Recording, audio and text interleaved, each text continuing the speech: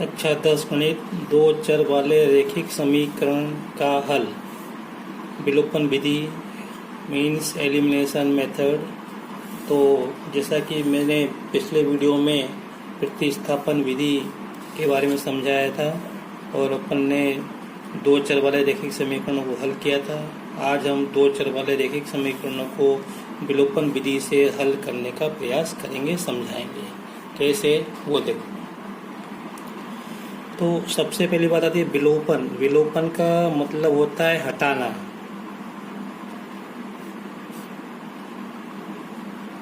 घटाना, काटना। तीन में से तीन घटाना। अब इसको अपन कैसे लिखते हैं? हमारे पे दो तरीके। तीन में से तीन घटाना, एक बात तो ये होगी।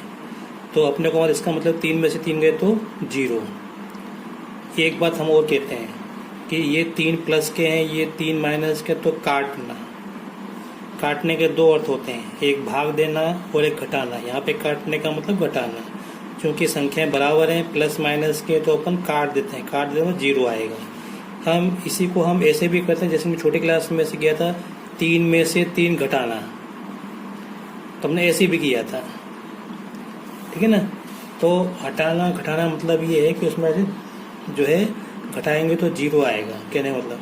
अब थोड़ी देर हमने देखा 3x, 3x में से 2x घटाना है, तो 3x में से 2x घटाएंगे तो क्या आएगा? 1x आएगा। तो अब इसको काटना नहीं बोलेंगे, हटाना नहीं बोलेंगे, है ना, क्योंकि हमको x मिल रहा है। इसी को अपन ऐसा भी कर सकते 3x में से 2x घटाना, तो हमको 1x मिलेगा। तो कहने का मतलब ये कि हमने लिखा है तीन में से तीन घटाना, मतलब ये भी प्लस के ही प्लस के, तो यहाँ पे ये माइनस आ जाता है। तो घटाने के लिए आप चाहे ऐसे लिखो चाहे ऐसे लिखो। तो यहाँ पे देख रहे हो आप, x का गुणांक कितना है? 3। यहाँ पे x का गुणांक कितना है? 2। तो ये कटेंगे नहीं, है ना, कुछ ना कुछ बचेगा। यहाँ पे अगर मैंने मान लो ऐसे लिखा 3x माइनस 3x, तो अब क्या बचेगा? यहाँ से जीरो बचेगा। तो इसका मतलब ये से कट गए। कट गए मतलब x कट गया, x हट गया, x विलोपित हो गया। इसका मतलब ये है, जब मैं 3x में से 3x घटाया तो इसका मतलब क्या है? x वाला जो पद था वो कट गया, घट गया, हट गया। तो इसी प्रकार अब कोई भी चर हो, जैसे मैंने लिखा 5y माइनस 5y, तो ये कट जाएंगे।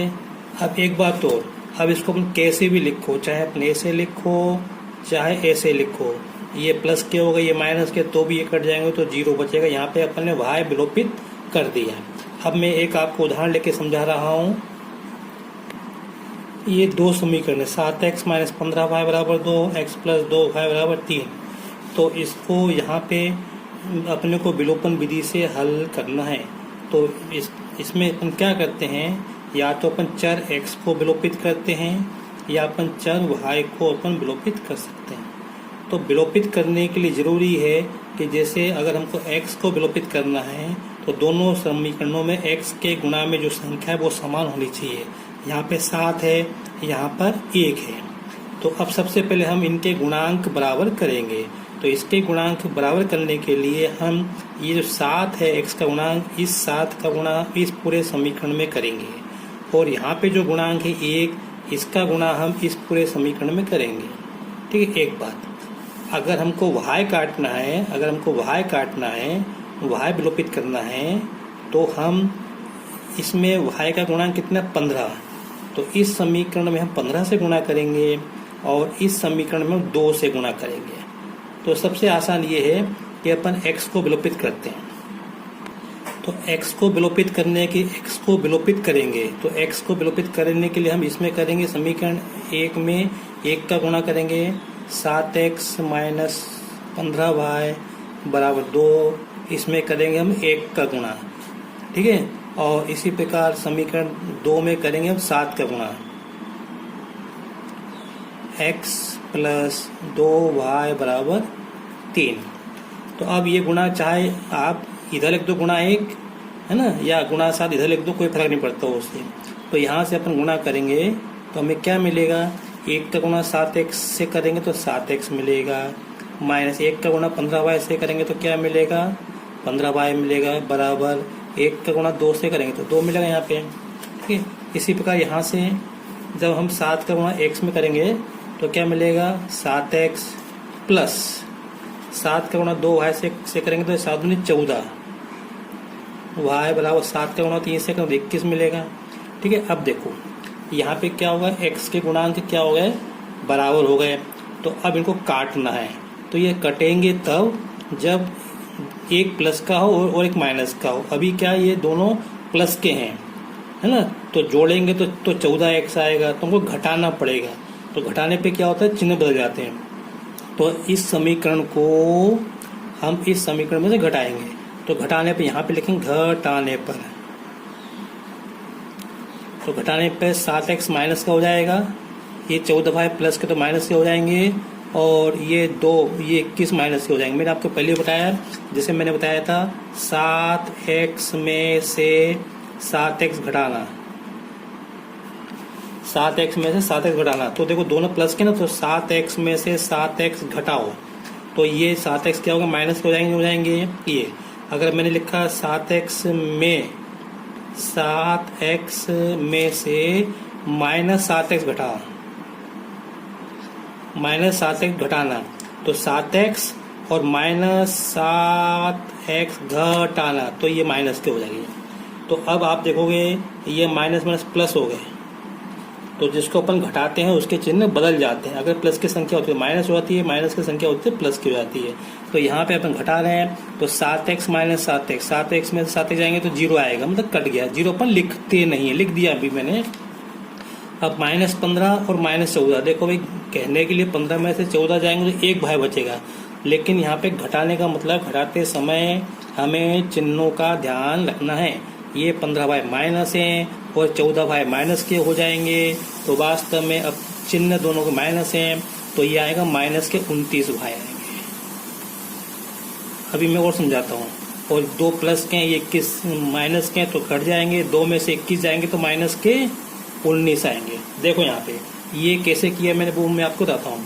कि यहाँ पे क्या था, -15y में से घटाओ, क्या घटाओ, माइनस के 14y घटाओ, तो ये हो जाएंगे -15y और माइनस माइनस प्लस। देखो ये प्लस के 14y थे ना, प्लस के 14y थे, तो -15y में से 14y घटाएंगे, तो घटाने पे क्या होगा, माइनस प्लस क्या हो जाएगा, ये माइनस के हो जाएंगे। ठीक है, तो वास्तव में अब दोनों माइनस के हो गए, तो क्या आएगा, माइनस के 29 भाई आएगा। तो वही हमने यहाँ पे लिखा था। तो इस बात का अपने को ध्यान में रखना है, घटाते समय, जोड़ते समय, भले हम लिख रहे हैं घटाने पे या जोड़ने पे, लेकिन हमको चिन्ह का ध्यान रखना है। अगर चिन्ह समान है तो जोड़ना है, अगर एक संख्या प्लस की है एक माइनस की तो हमको घटाना है। तो यहाँ पे क्या होगा, देखो अब ये क्या है, माइनस के 19, तो हमको तो भाई का मान निकालना है, तो भाई का मान निकाल, तो -29 को हटाओ, हटेंगे तो कहाँ जाएंगे, बटे में जाएंगे। तो ये हो गया भाई बराबर -19 बटे माइनस के 29, तो माइनस से माइनस कट जाएगा। अब 19 और 29 नहीं कटेंगे, तो ये भाई का मान यही रहेगा, 19 बटे 29। अब हमको x का मान निकालना है, तो भाई बराबर 19 बटे 29, जैसे हमने पिछले प्रतिस्थापन विधि में किया था, इसमें अपन y का मान किसी भी समीकरण में रख दो, चाहे समीकरण 1 में रखो चाहे समीकरण 2 में रख दो, बस यहाँ पे ये अलग है, बाकी से एक जैसा है। हम चाहे तो y को भी विलोपित कर सकते थे, अभी हमने x को विलोपित कर दिया। y को विलोपित करना है तो हमको इसमें जो है 2 का गुणा करेंगे और इसमें हम 5 का गुणा करेंगे, तो भाई कट जाएगा, लेकिन यहाँ पे हमको जोड़ना पड़ेगा। देखो मैं बता देता हूँ, देखो अब यहाँ पे अपन y को विलोपित करेंगे, समीकरण वही है, ठीक है, और अपना उत्तर भी वही आएगा, x और y के मान। तो अब x को विलोपित करने पर, सॉरी y को विलोपित करने पर, तो जरूरी है y को हटाना है, तो हमको y के गुणांक बराबर करने पड़ेंगे। इसलिए हम समीकरण 1 में समीकरण 2 से गुणा करेंगे, 2 कौन से कहाँ से, ये वाले, और समीकरण 2 में हम 15 से गुणा करेंगे, 15 का यहाँ से आएगा, तो ये समीकरण नंबर 1 होगा, ये समीकरण नंबर 2 हो गया। तो अब मैं 2 का गुणा कर रहा हूँ किसमें, 7x माइनस 15y बराबर 2 में, और 15 का गुणा कर रहा हूँ x प्लस 2y बराबर 3 में। अब गुणा करेंगे तो क्या मिलेगा यहाँ से 7 2 7 14, 15 दूनी 30, 2 दूनी 4, तो 14x माइनस 30y बराबर 4। यहाँ से गुणा करेंगे तो मिलेगा 15x और प्लस 15 दूनी 30y बराबर 15 3 45। अब आप देख सकते हैं यहाँ पे कि यहाँ पे y को विलोपित करना है, y के गुणांक बराबर हो गए, लेकिन पिछले प्रश्न में जो मैंने किया था वहाँ पे x के जो चिन्ह थे वो दोनों प्लस के थे, लेकिन यहाँ माइनस के, यहाँ प्लस के। तो यहाँ पे आपको घटाना नहीं है। घटाना कब है? अगर दोनों के चिन्ह समान हो। तो यहाँ माइनस के प्लस के, तो यहाँ हम जोड़ेंगे, और जोड़ने पर चिन्ह नहीं बदलते। उदाहरण के लिए जैसे मैं आपको बताऊं,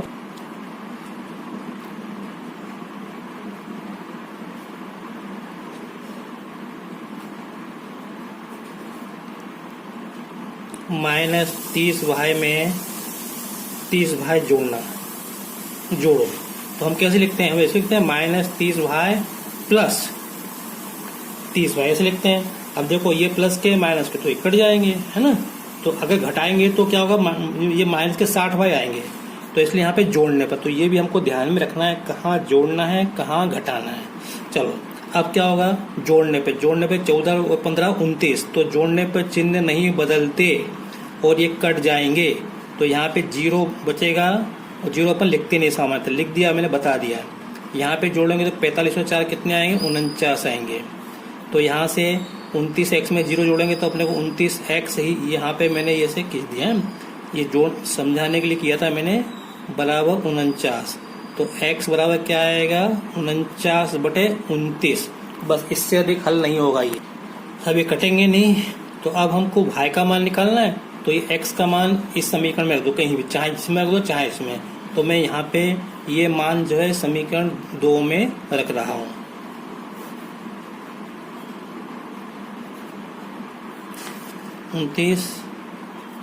समीकरण 2 में रखने पर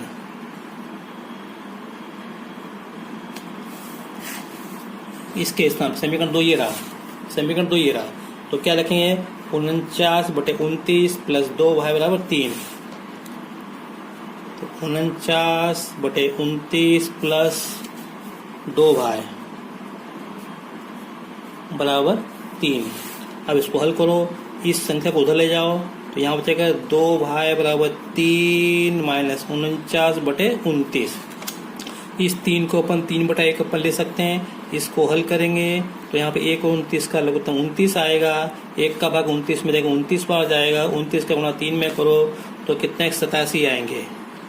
माइनस 29 का भाग 29 में 1 बार जाएगा, 1 का गुणा 49 में करेंगे तो 49 आएगा, बराबर 87 में से 49 घटाओ, 17 में से 9 गए तो 8, और यहाँ बचे 7 में 3/29। तो ये आया यहाँ पे 2y बराबर, ये मान किसका है? 2y बराबर 38/29। देखो बच्चों, तो अब यहाँ से क्या मिलेगा? यहाँ से अपने को y का मान निकालना है, तो 2 हटेंगे तो कहाँ जाएंगे? बटे में। तो y बराबर 38/29 पहले से ही है, और 2 ये बटे में आ गई, ये 2 कहाँ? यहाँ से। तो 2 से 38 तो कट जाएंगे 19 बार, तो 19/29 बचा, तो 19/29। तो इस तरह से हमने x का मान 49/29 निकाल लिया और y का मान 19/29 निकाल लिया। तो इस तरह से अपने को करना है। तो अब आपको समझ में आ गया होगा कि प्रतिस्थापन में क्या करते हैं और विलोपन में क्या करते हैं। विलोपन में अपन गुणांक बराबर करके और उनको चरों को विलोपित करते हैं। अब ये वीडियो लंबा हो रहा है, मैं प्रश्नावली के प्रश्न अगले वीडियो में आपको करवाऊंगा। Thank you. अगर आपको मेरा वीडियो पसंद आया हो तो इसे लाइक करें, शेयर करें और सब्सक्राइब करें।